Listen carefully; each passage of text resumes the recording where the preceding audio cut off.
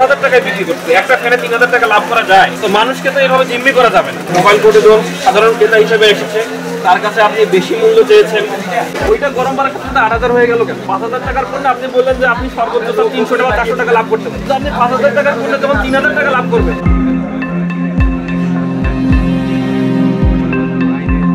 খবর পেয়েছি যে চার্জার ফ্যান এবং বিভিন্ন ধরনের ইলেকট্রনিক্স পণ্য, ফ্যান সহ অন্যান্য ইলেকট্রনিক্স পণ্য বেশি দামে বিক্রয় হচ্ছে।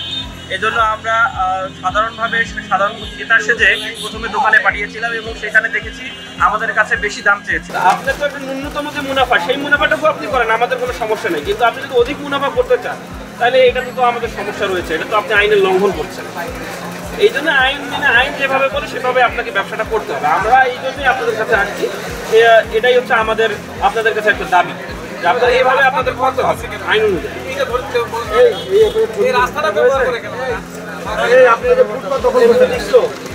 তাহলে আপনাকে এই যে আপনি যে ভাউচার রাখেন নাই এবং আমি যে আমার মোবাইল কোর্টে যখন সাধারণ ক্রেতা হিসেবে এসেছে, তার কাছে আপনি বেশি মূল্য চেয়েছেন এবং আপনি ভাউচার দেখাতে পারেন নাই এবং আপনার যে বিলিং লাইসেন্স থাকার কথা সেই লাইসেন্সও নাই, এই সকল অপরাধ আমলে নিয়ে আমরা ভোক্তা অধিকার আইন 2009-এর 38 ধারা মোতাবেক আপনাকে আমরা ৫,০০০ টাকা জরিমানা করি। আমি খুবই কম জরিমানা করেছি, এখানে আপনাকে ১ লাখ টাকা পর্যন্ত জরিমানা করা যায়। আমি জরিমানা করলাম না, অত বেশি জরিমানা করিনি, খুবই ন্যূনতম মিনিমাম জরিমানা করেছি। এবং আপনাকে যে ইনস্ট্রাকশনগুলো দেওয়া হলো, যে কথাগুলো বলা হলো যে এইগুলো মেনে চলতে হবে, এইভাবে ব্যবসাটা করতে হবে, আপনি এইগুলো ভবিষ্যতে মেনে চলবেন। আমরা আবার মনিটরিংয়ে আসবো, যদি এসে আমরা এই জিনিসগুলো আবার না পাই, এর ব্যর্থতা পাই, তখন আমরা কিন্তু আরও কঠোর আইনের প্রয়োগে যাবো। কথা বুঝতে পারছেন? ঠিক আছে। ওইটা গরম বাড়ার ক্ষেত্রে ৮,০০০ হয়ে গেল কেন? এটা চরম অন্যায়, এটা চরম অন্যায়। আমি কালকে গেছি ৮৫০ টাকা, আছে কিছু ৯৫০ টাকা।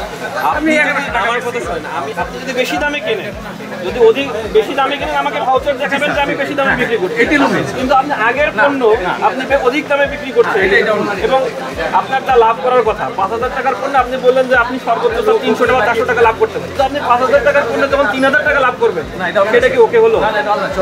এটা আমার জন্য, সবার জন্য। এই আমরা মোবাইল কোড এই জন্যই আসছি আপনাদের সচেতন করার জন্য।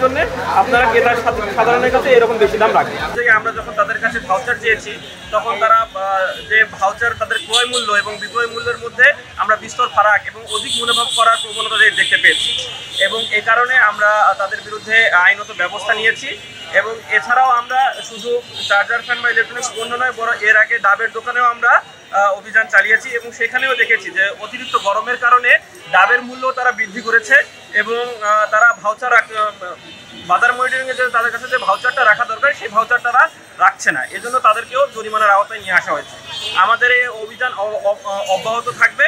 আমাদের শ্রদ্ধেয় জেলা ম্যাজিস্ট্রেট স্যারের নির্দেশনা অনুযায়ী আমরা এখানে এসেছি, যাতে গরমে মানুষ স্বল্প মূল্যে চার্জার ফ্যান সহ ডাব সহ অন্যান্য পণ্য কিনতে পারে, এজন্য আমাদের অভিযান অব্যাহত থাকবে।